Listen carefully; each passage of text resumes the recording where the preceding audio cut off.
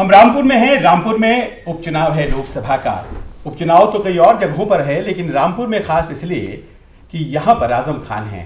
आजम खान जो कि कई दफ़े व्यक्ति और कई दफ़े संस्था फैक्टर के तौर पर लिए जाते हैं, इस वक्त हमारे साथ मौजूद हैं। और आपको प्रचार कार्य में संलग्न देख रहा था और मैं सोच रहा था कि 10 दफ़े विधानसभा जीत गए, लोकसभा भी जीत गए, फिर इतनी शिद्दत से प्रचार करने की जगह जगह घूमकर अभी भी आपको ज़रूरत है?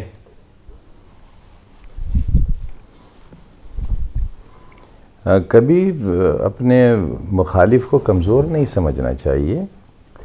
और इस तरह तो मेरा संपर्क हो जाता है, वैसे भी मैं बहुत जाता हूँ, इस तरह ज़्यादा हो जाता है, बिल्कुल घर घर गली गली पहुँच जाता हूँ।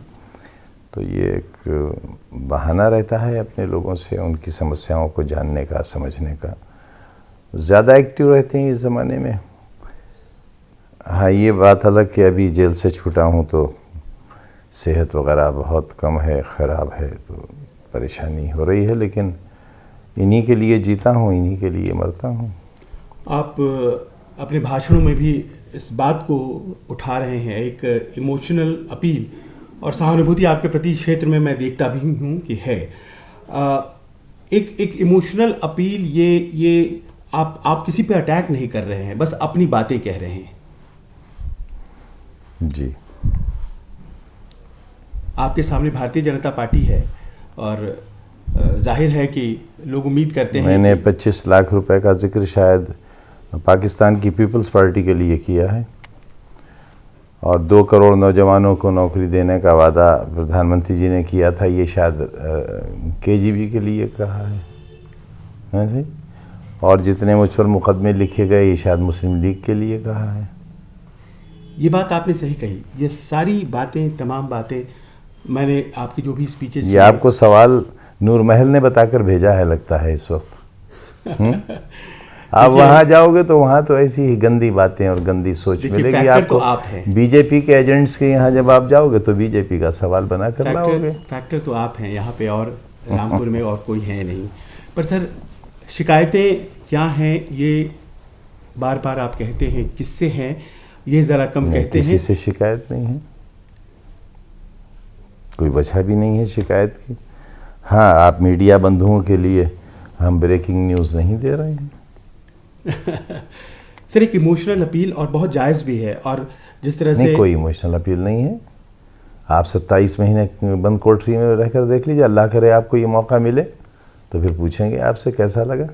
जैसे आप पूछते हैं ना कैसा महसूस हुआ, फिर पूछेंगे आपसे कैसा महसूस हुआ। सर, हम लोगों ने पूछना छोड़ दिया है क्योंकि अभी आप लोग मजाक बनाते हैं, लेकिन ये सच है कि 27 महीने काल कोठरी और उस दर्द को महसूस नहीं किया जा सकता है। पर सर, एक तरफ ये सारी बातें हैं, दूसरी तरफ एक व्यूह रचना है जो भारतीय जनता पार्टी की तरफ से यहाँ इस बार रामपुर में की गई है। आपके ही सहयोगी को टिकट दे दिया गया और मैंने सुना है कई सहयोगी नहीं, हमारे यहाँ का भगोड़ा। हमने उन्हें टिकट सिंबल हेलीकॉप्टर से मंगा कर दिया था क्योंकि टिकट किसी और का हो गया था। ये बहुजन समाज पार्टी में थे। हम हमेशा यहाँ पर एक अच्छा कम्बिनेशन बना कर रखते हैं, हिंदू मुसलमान का और जातियों का। किसी भी जाति की हम उपेक्षा नहीं करते। इनकी जाति का कोई व्यक्ति किसी बड़े ओहदे पर नहीं था, कोई बड़ी पोस्ट पर नहीं था, इसलिए उस कमी को पूरा करने के लिए हमने एक टिकट कटवा कर इनको टिकट दिया था। और इनका सिंबल, क्योंकि टाइम बहुत कम रह गया था, हेलीकॉप्टर से बरेली मंगाया था। तो एहसान फरामोशी तो है। वो इतिहास, ये वर्तमान है कि आज आप ही के मुखालिफ वो खड़े हैं। ना, कोई नहीं मुखालिफ नहीं है, वो भाजपा के कैंडिडेट हैं। हमारी उनसे क्या जाती, सामने पड़ेंगे तो हमारा उनसे सलाम दुआ होगा। जी, हम राजनीति में घृणा नहीं करते किसी से, बीजेपी की तरह नफरत नहीं करते, किसी को मिटाना नहीं चाहते, तबाह नहीं करना चाहते, मरी माँ पर किसी के मुकदमा नहीं करते, किसी शरीफ आदमी के खिलाफ शराब की दुकान लूटने की, डकैती का मुकदमा नहीं करते, किसी की बहन को अपमानित करके 80 साल की घसीट कर थाने नहीं ले जाते, किसी के रिटायर्ड सुपरिटेंडिंग इंजीनियर भाई को 307 का मुलजिम नहीं बनाते। हम मुर्गी डकैती, बकरी डकैती, भैंस डकैती, किताब डकैती, फर्नीचर डकैती जैसे घटिया, नीच और इल्ज़ामात, गंदे और खलीज इल्ज़ामात किसी पर लगाने की सोच भी नहीं सकते, क्योंकि हम उतने नीच कभी हो ही नहीं सकते। सर ये आपका न विचारों से न व्यक्तित्व से, इतने नीच होने से हम मर जाना बेहतर समझेंगे। अगर सरकार आई होती, हम किसी से बदला इंतकाम नहीं लेते। हमने तो अपने कातिलों को माफ किया है। ये जिन्हें 3000 वोट आए हैं, इनका बाप था, वो भी काफी यहाँ का माना हुआ अपनी खूबियों का व्यक्ति था। तो उसने किले के मैदान में हम पर 1989 में इस तरह तमंचे रखे थे, इस तरह 6-7 तमंचे, जिनमें जर्मन पिस्टल्स भी थे। इनका बाप था जिसे 3000 वोट मिले। तो इसके बाप ने हमारे पर कातिलाना हमला किया था। आप जाएं डिग्री कॉलेज का गेट देखें, छल्ली मिलेगा आपको पुलिस की गोलियों से। फायरिंग हुई थी, कई 100 राउंड गोलियां निकली थी, लेकिन एक भी नहीं चला था। इसी का बाप था, मर गया है वैसे तो वो, इसी का बाप था। हमने वो भी बर्दाश्त किया, और उसके 8 दिन बाद हम उसी मैदान में मंत्री बनकर आए और ऐलान किया कि हमने माफ़ किया, हमारे अल्लाह ने माफ़ किया। आज भी लिखवा सकते हैं FIR उसकी, लेकिन नहीं लिखवाएंगे। इसी का बाप था। ये आपका तरीका है और बहुत बढ़िया भी है, और शायद इसका अब एक्सेप्टेंस इसकी माँ है, देखिए बैसाखी पर चलती है, लेकिन अभी भी कह रही है कि यूनिवर्सिटी क्यों नहीं दे देते गवर्नमेंट को। अरे भाई, तुमने तो जाहिल रखा रामपुर वालों को, भीख का कटोरा रखा उनके हाथ में, इसीलिए आज तुम्हारे हाथ में 3000 सिक्कों का कटोरा आ गया। सर 10 बार कोई यूं ही नहीं जीतता है, और ये शिकायतें और किसके खिलाफ? और किसके खिलाफ? नवाब के खिलाफ, नवाब के खिलाफ, नवाब के कारिंदों के खिलाफ, बदमाशों के खिलाफ, यहाँ के दौलतमंदों के खिलाफ, एडमिनिस्ट्रेशन के खिलाफ, सरकारों के खिलाफ। इसका बाप कांग्रेस में था, तो सब कांग्रेस हमारी मुखालिफ थी, और इसका तो पता ही नहीं है किस में है। एक ही घर में कांग्रेस का भी झंडा है और भाजपा का भी झंडा है। ये है। पर सर जहाँ से शुरुआत होती है आपकी, उस वक्त आपने अपने भाषण में कहा ये बात, इमरजेंसी का दौर था, वो दौर भी आपने देखा, वहाँ भी मुश्किलें और वहाँ भी जेल जाना अभी। पर ये दोनों अंतर है क्या, या फिर आपको लगता है कि उसमें राजनीति नहीं बदली? इमरजेंसी की जेल में और इसमें बड़ा बुनियादी फर्क है। इमरजेंसी की जेल एक व्यक्ति की अना थी। मिसेस इंदिरा गांधी चुनाव हार गई थी, तो एक व्यक्ति की अना थी, एक महिला की अना थी, देश के प्रधानमंत्री की अना थी। और उसमें जो जेल थी हमारी, वो पिकनिक ज़्यादा थी, जेल कम थी। बहुत बड़ी जेल थी, बहुत बड़ी बड़ी बैरिक्स थी, हज़ारों लोग थे, और सब पढ़े लिखे राजनीतिक व्यक्ति थे। कोई MP थे, कोई प्रिंसिपल थे, कोई मिनिस्टर थे। कल्याण सिंह हमारी बैरिक में थे, अच्छा खाते थे, खेलते थे, कूदते थे, पता भी नहीं चले 2 बरस कहाँ गए। ये नीचता नहीं थी उस वक्त। हम पर बकरी, मुर्गी, शराब की बोतल, इसकी डकैती के मुकदमे नहीं थे। 1.25 बीघा के लिए हम भूमाफिया नहीं कहलाए गए थे।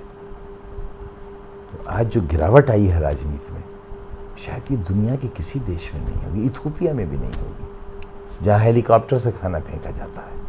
तभी तो विकल्प के तौर पर आप लोग समाजवाद लेकर आए, लेकिन आज समाजवाद एक विकल्प के तौर पर कमज़ोर हो गया, तो क्यों? क्या समाजवाद को एक नया रूप चाहिए, या फिर नए समाजवादी आ गए? समाजवाद कमज़ोर नहीं हुआ, करप्शनवाद ज़्यादा मजबूत हो गया। जीतने वाले से पूछता हूँ तुम जीते कैसे, वो कहता है यार समझ में नहीं आता कैसे जीता। हारने वाले से पूछता हूँ तुम हार क्यों गए, तो कहता है समझ नहीं आता मैं क्यों हार गया। सर अगर मैंने यहाँ का बताया ना आपको कि 2 ही कॉन्स्टिट्यूंसीज में कमिश्नर गया। हाँ, मुरादाबाद मंडल का कमिश्नर बिलासपुर कॉन्स्टिट्यूंसी गया और शाहबाद गया, और आपका कहना है दोनों हार गए। दोनों हार गए। तो अब इसमें क्या सबूत पेश करें आपको इससे ज़्यादा? सर यहाँ से रामपुर से, चूँकि आप राष्ट्रीय नेता हैं, तो कुछ सवाल। आज की तारीख में ऐसा लगता है जैसे मुस्लिम समाज दोराहे पर है, हाथ में पत्थर, दिल में नाराज़गी। ये कहाँ है जब पत्थर? आप देखते हैं तो कहाँ है पत्थर? हम अंधों को तो दिखता नहीं, हम तो अंधे हैं ना, बहरे हैं, कानों से सुनते नहीं, गूंगे हैं, मुंह में ज़बान नहीं, हमें कहाँ पत्थर दिखता है? किसके हाथ में पत्थर है ये हमें कहाँ दिखता है? आपको सिर्फ हमारे हाथ में पत्थर दिखता है। अब हमें तो और किसी के हाथ में यूँ नहीं दिखता कि हम अंधे हैं। बोल हम यूँ नहीं सकते कि हम गूंगे हैं, सुन नहीं सकते, बहरे हैं, सिर्फ हमारे हाथ में पत्थर दिखता है। तो आप कहना चाहेंगे कि क्या 2 तरीके से कानून लगाया जा रहा है। हमें तो एक साफ कहते हैं कि आप 47 में क्यों नहीं गए पाकिस्तान, ये भाजपा तो कहती है। नहीं, आप तो वो हैं जो स्वेच्छा से नहीं गए, क्योंकि आपका खुद का कहना है बाकियों के पास ऑप्शन थे, नहीं थे, आपके पास ऑप्शन तो मेरा कहना है ना, लिंचिंग करने वालों का तो कहना नहीं है, उनका कहना है भाई, नकाब उलटने वालों का ये कहना है भाई, मीनार से अल्लाह अकबर की आवाज़ को बर्दाश्त न करने वालों का ये कहना है भाई, पैगंबर इस्लाम की तौहीन करने वालों का ये कहना है भाई। मगर हम विश्वगुरु हैं, इतना बड़ा तमगा हमने खुद अपने गले में डाला है कि हम विश्वगुरु हैं। किसी ने नहीं कहा कि आप क्या हैं, हमने अपने आप को विश्वगुरु कहना शुरू कर दिया। आपके सर बातों में व्यंग है। और क्या हालात हैं बिहार के,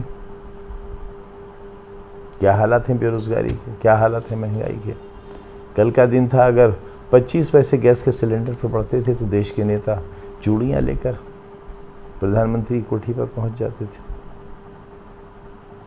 आज सिलेंडर के दाम कितने हैं, गैस के दाम कितने हैं, मिट्टी का तेल गायब हो गया, पेट्रोल के दाम कितने हैं, डीजल के दाम कितने हैं। सर एक तरफ ये सारे मुद्दे जो आपने गिनाए, इन्फ्लेशन, बेरोज़गारी वगैरह वगैरह, दूसरी तरफ ये मसला जो कि अयोध्या से होता हुआ काशी और फिर मथुरा और फिर न जाने और जगहों पर पहुंच गया है। आपके हिसाब से चुनावी मुद्दा यहाँ क्या है? कौन सा फर्क पड़ता है, ये चुनावी मुद्दा ही नहीं है, ये तो घृणा का मुद्दा है। कहीं जिक्र किया हमने इसका, ज्ञानवापी का कहीं जिक्र किया हमने, मथुरा का जिक्र किया कहीं हमने?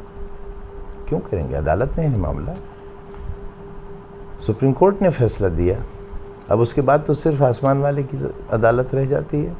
लेकिन सुप्रीम कोर्ट ने भी ये नहीं कहा, उसने भी ये कहा कि यहाँ कभी मंदिर तोड़कर मस्जिद नहीं बनी, और मंदिर तोड़ना क्रिमिनल एक्ट था। लेकिन क्योंकि हिंदुओं की, हिंदू भाइयों की आस्था है कि यहाँ रामचंद्र जी पैदा हुए थे, इसलिए मुसलमानों को अपनी दावेदारी छोड़ देना चाहिए, छोड़ दी। इस बीच खबरें भी ये आई कि संस्थापक सदस्य समाजवादी पार्टी के सुप्रीमो आज की तारीख में हैं, उनसे नाराज़ हैं, और ये बात लोगों को हजम नहीं हुई। फिर आप लोगों का पैचअप जैसा कुछ मुलाकात? नहीं, मेरी आज भी मुलायम सिंह जी से कोई मुलाकात नहीं हुई है, न मेरा उनसे कोई झगड़ा है, न कोई मुझे उनसे शिकायत है, इसलिए कि वो खुद भी, आपको उनकी सेहत के बारे में मालूम है, तो मैं उनसे किस बात की शिकायत करूँ। तो बात तो हम लोग यहाँ अखिलेश जी की भी कर रहे हैं। अखिलेश जी से भी, क्योंकि हम एक ही राजनीतिक परिवार के सदस्य हैं और इख्तिलाफ राय हो सकता है। मैं उनमें से तो नहीं हूं कि इख्तिलाफ राय का इजहार राय ना करूं, सो करता हूं, पहले भी करता रहा हूं। एक दिल्ली का वाकया आपने देखा कि ईडी में पेशी राहुल गांधी की और सारा कांग्रेस सड़कों पर। कभी हमने तो ये नहीं देखा कि आजम खान साहब की पेशी हुई और समाजवादी पार्टी वाले सड़कों पर आए। मैं कार्यकर्ता हूं, वो नेता हैं। नहीं, आप संस्थापक हैं। उससे क्या होता है, कार्यकर्ता तो मैं रहूंगा मरते दिन तक। मैंने नेता होने का कभी दावा ही नहीं किया।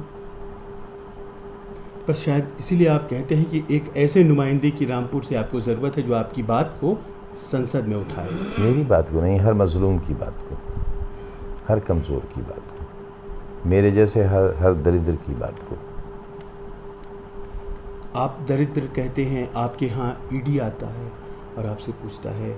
गली में घर है, आपने देखा आपकी मोटर यहाँ नहीं आ सकती, आप अंदर जाकर देख लीजिए, कोई वेंटिलेशन नहीं है, इस घुटन में रहते हैं, घर में कोई जनरेटर नहीं है।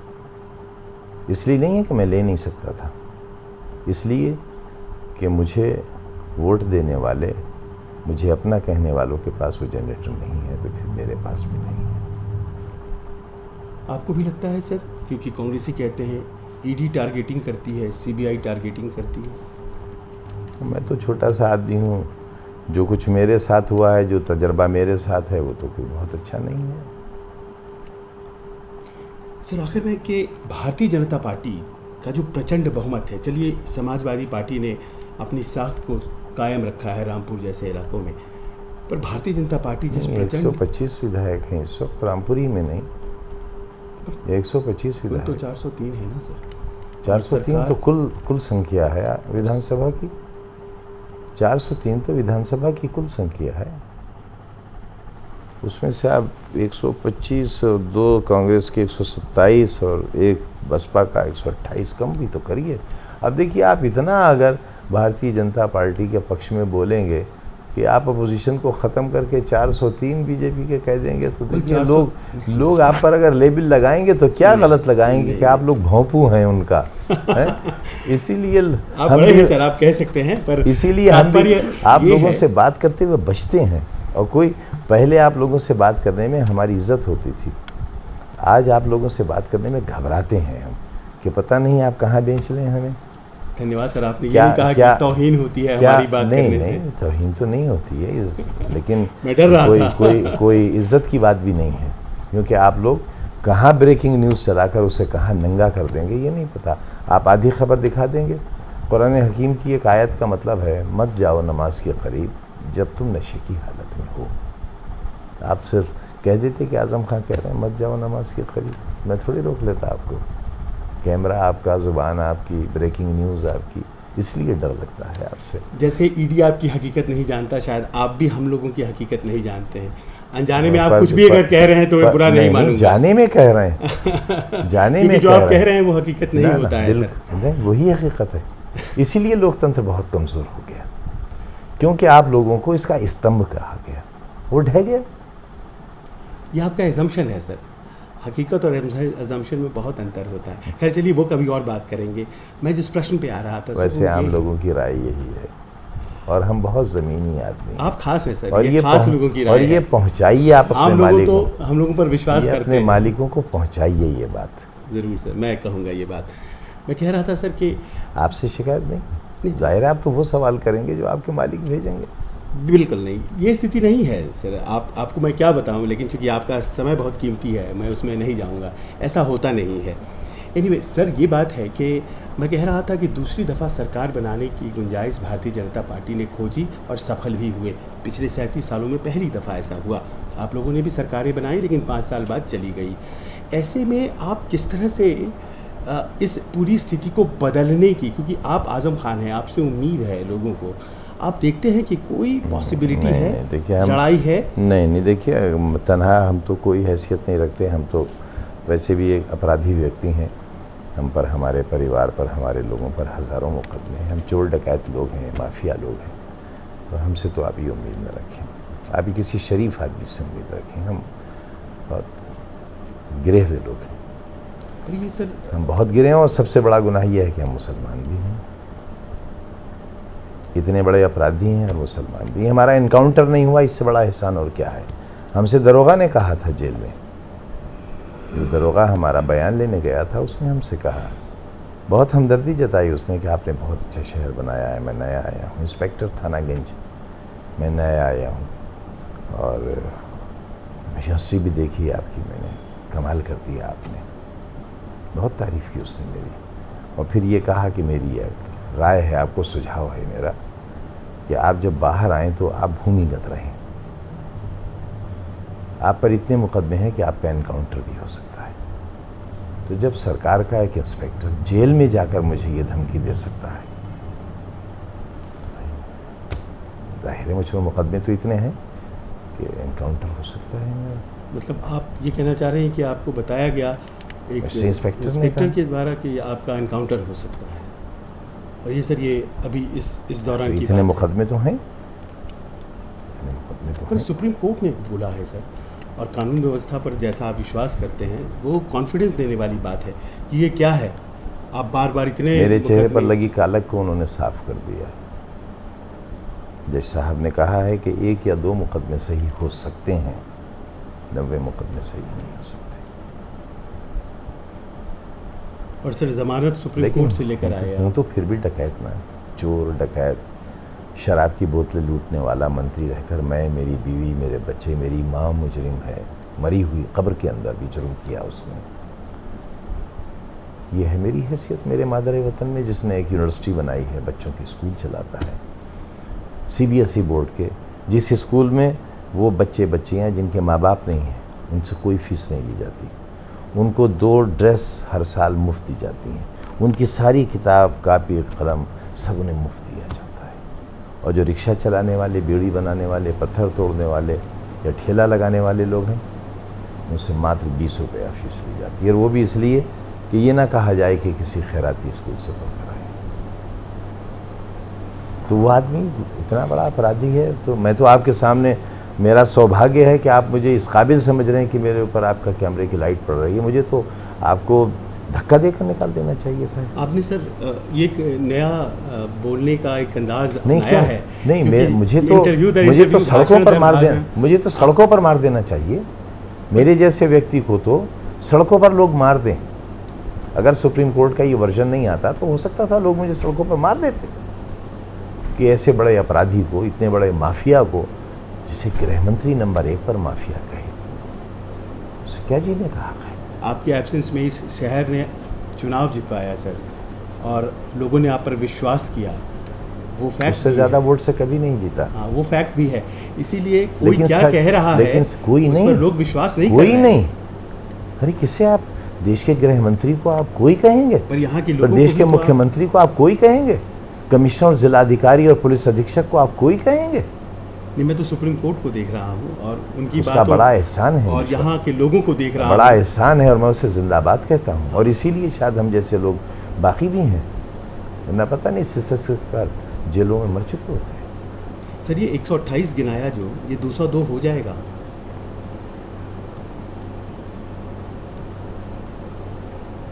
देखिए, मैं ज्योतिष तो नहीं हूँ। कभी मिसेस इंदिरा गांधी का भी डंका बजा करता था। आधी सदी हुकूमत की थी उन लोगों ने। आज कोई नाम लेने वाला भी नहीं है विधानसभा में, विधान परिषद में। कब क्या हो जाएगा ये तो नहीं कहा जा सकता। और ये क्यों कहना पड़ा कि यातनाएं बढ़ जाएंगी अगर उपचुनाव हार जाएंगे हम? तो बढ़ सकती हैं, बढ़ सकती हैं। दुश्मन बहुत ताकतवर है। हम न्याय के साथ हैं सर, न्यूज़ 24 न्याय के साथ है, और आपकी बातें जैसे आपने कही हम वैसे ही दिखाएंगे। बहुत शुक्रिया। हमसे बात करने के आपसे लिए शिकायत नहीं, जो सोच बन गई है अलावा एक चैनल के, मैं नाम नहीं लूँगा उसका क्योंकि ये भी अपराध है। बाकी किसी से ये उम्मीद नहीं की जाती कि वो सही बात कहे। नहीं, मुझे आश्चर्य होता है कि ये एक जनरल सोच है, लेकिन आप जैसा व्यक्ति जो पढ़ा लिखा भी है और जिसके पास अगाध अनुभव भी है, वो बिना फैक्ट चेकिंग के ऐसे किसी के ऊपर कैसे बोल सकता है? इसीलिए तो उन लोगों से ज़्यादा कह रहा हूँ, क्योंकि मैं उनकी नुमाइंदगी करता हूँ। मैं उनके जज्बात पहुँचा रहा हूँ आप तक, और ये जज्बात आप पहुँचाइए अपने जिम्मेदारों तक, अपने पदाधिकारियों तक, अपने मालिकों तक। क्योंकि ऐसे तो फिर इंटरव्यू लेना मुश्किल हो जाएगा। कोई भी सवाल आपको प्रेरित सवाल लगेगा। नहीं, हमने और आजम खान बहुत पढ़े लिखे आदमी हैं। हमने तो आपसे कोई गुस्सा नहीं किया, बहुत अच्छे शब्दों का इस्तेमाल जानते हैं। हमने तो आपसे कोई गुस्सा नहीं किया, लेकिन अपने दिल का दर्द तो आपसे कहेंगे। क्योंकि आप जिस तरह न्यूज़ को दिखाते हैं, मसलन आपने शुरुआत पत्थरबाजी से करी, अब हम अंधों के सामने आप ये जिक्र करेंगे तो हमें तकलीफ तो होगी ना, तकलीफ तो होगी। क्या हुआ था पिछले दिनों यहाँ, किस तरह लोगों को मारा गया है, किस तरह खदेड़ा गया है, एक नौजवान की जान ले ली गई है। वो नहीं दिखा आपको? वो तो किसी ने नहीं दिखाया। पूरा शहर जुल्म और बर्बरियत का निशाना बना हुआ था, फना और बर्बाद कर दिया गया इस शहर को। वो तो नहीं दिखाया आपके चैनल में, किसी ने भी नहीं दिखाया। आज भी आसानी से सांस नहीं ले सकता। ज़रा पूछिए कितने हज़ार लोग मुजरिम हैं, कितना लूटा है पुलिस ने, कितने सैकड़ों करोड़ रुपया कमाया है पुलिस ने। आज भी बिजली के नाम पर कितनी लूट हो रही है रामपुर में। यहाँ पर मात्र 4-5 घंटे लाइट आती है 24 घंटे में, और सिविल लाइन और ज्वाला नगर में 5 सेकंड के लिए भी नहीं जाती। दिखाया ये आपके चैनल ने। मीटर चेक करने जाते हैं 50,000, 1 लाख, 2 लाख। मैं इल्ज़ाम नहीं लगा रहा हूँ, सुना है मैंने, ऐसा लूट कर रख दिया है। क्यों? इसलिए कि ये एक ख़ास बस्ती है, ख़ास लोगों की बस्ती है। इन्हें लूटना जायज़ है, इन्हें अंधेरे में रखना जायज़ है, इन्हें गर्मी में सड़ाना जायज़ है। तसल्ली मिलती है, सुकून मिलता है। तभी तो पैगम्बर इस्लाम की तौहीन होती है। सुना कभी हमसे आपने? इतना बड़ा बाबरी मस्जिद उन्होंने चलाया, कभी किसी धार्मिक देवी देवता के बारे में एक शब्द भी हमसे? मैं तो बस सुन रहा हूँ सर, क्योंकि मैंने ये भी सुना कि भैंस खो गई तो उसके खोजने के लिए पुलिस लगाए गए, और नहीं मिलती तो आप ये भी आज कहते, सुन रहा अगर नहीं मिलती तो आप ये कहते कि इतने कद्दावर नेता की भैंस नहीं मिली, तब आप ये कहते। तो एक वो भी क्योंकि आपको मैंने तो, बात सुना, क्योंकि आपको और ये भी आपसे आपको सुना। तो कहना है, आपको तो हमारे ऐब गिनना है, ऐब निकालने हैं। मिल गई भैंस तो आप परेशान, नहीं मिलती तो आप परेशान, तो क्या करें? घोड़े पे चढ़ें तो आप कहें कि देखो घोड़े पे जुल्म कर रहा है, घोड़े से उतर जाए तो आप कहें देखिए ये गधे हो गए, घोड़े के साथ चल रहे हैं। सर आप शब्दों के जादूगर हैं। नहीं, बिल्कुल नहीं। आपसे कोई बिल्कुल बेहतर वाकपटु हो नहीं सकता, और इसीलिए मैं यहीं आप पे कहीं आपका दिल दुखा हो तो उसके लिए माफ़ी नहीं चाहते नहीं हैं। मैं लेकिन बिल्कुल हमारी नौजवान साथी आपसे शिकायत नहीं है। जाहिर है आप तो उनके लिए काम पर हैं, वो सवालात जो ऊपर से मिलते हैं वही आप हमसे करते हैं। जी नहीं, ये सवाल हमारे हैं, ये सवाल किसी और के नहीं है, और आपके भाषणों से निकाले हुए सवाल हैं, ये आपने महसूस भी किया होगा। आपको जहाँ जहाँ बोलते एक दिन सुना ये है। सच बात कह देंगे तो निकाले जाएंगे। 40% छटनी हो चुकी है आपके चैनल से। ये सर डरा करके आप अपनी बात 40% थोड़ी मनवा सकते छटनी हैं। हो चुकी है, और ठेला लगा रहे हैं बहुत से साथी हमारे इसी शहर में, जो बेचारे अच्छे दिनों में हमसे बातचीत कर लिया करते थे। कितने बुरे दिन हैं उनके सामने। मोटरसाइकिलें बेच बेच के खर्च चलाए हैं घर के उन्होंने, आज साइकिल से चलते हैं।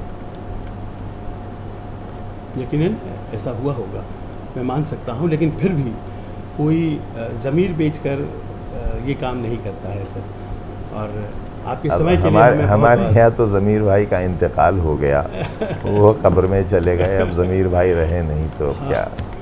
सर ये मान्यता बदलिए सर, और बहुत से लोग आपके आप अपने आपकी को तारीफ बदलिए, करते हैं। आप अपने को बदलिए, आप अपने को बदलिए। क्यों आखिर हमने एक चैनल के बारे में कहा, नाम नहीं लिया उसका? हाँ।